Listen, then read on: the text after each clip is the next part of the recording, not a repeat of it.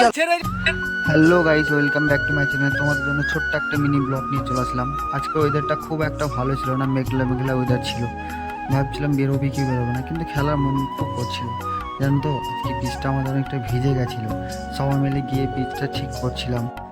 Cricket একটা বড় emotion, cricket না খেলে মনটা ভালো যায় না। বিকেলটা কেমন যেন একটা অধুরা অধুরা মনে হয়, যেন কিছু একটা করিনি এরকম মনে হয়। ক্রিকেট খেলার জন্য আমরা সব কিছু করতে পারি। দেখো কোথা থেকে বালি জোগাড় করে নিয়ে এসেছি, ছোটো ছোটো ভাইগুলো এখন পিচে ছেটাচ্ছে।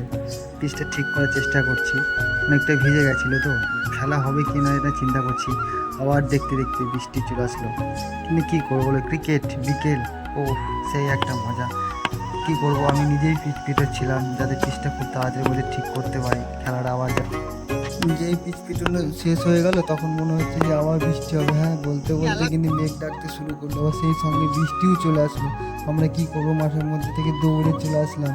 দেখো বৃষ্টিগুলো দেখো, সেই জোরে বৃষ্টি পড়ছে, আর খেলা মনে হবে না। আমাদের খুব চিন্তায় পড়ে গেলাম।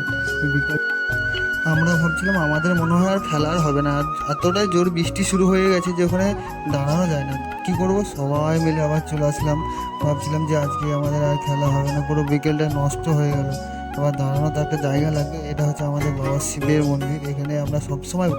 বৃষ্টি থেমে গেল, আবার খেলতে চলে গেলাম আমাদের সেই মাঠে, ভেজা মাঠে। এখন কিন্তু পরিবেশটা দেখতে সুন্দর লাগছে, কি বলবো তোমাদেরকে, এতটা সুন্দর লাগছে মানে বলার বাইরে।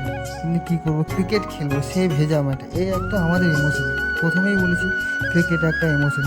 ছোটোবেলায় যখন ক্রিকেট খেলতে আসতাম, বাড়িতে অনেক গালাগালি খেয়েও কিন্তু ক্রিকেট খেলতে আসতাম। ক্রিকেট একটা, প্রথমেই বলেছি ক্রিকেট একটা ইমোশন। যারা ক্রিকেট খেলে তারাই কিন্তু বুঝবে।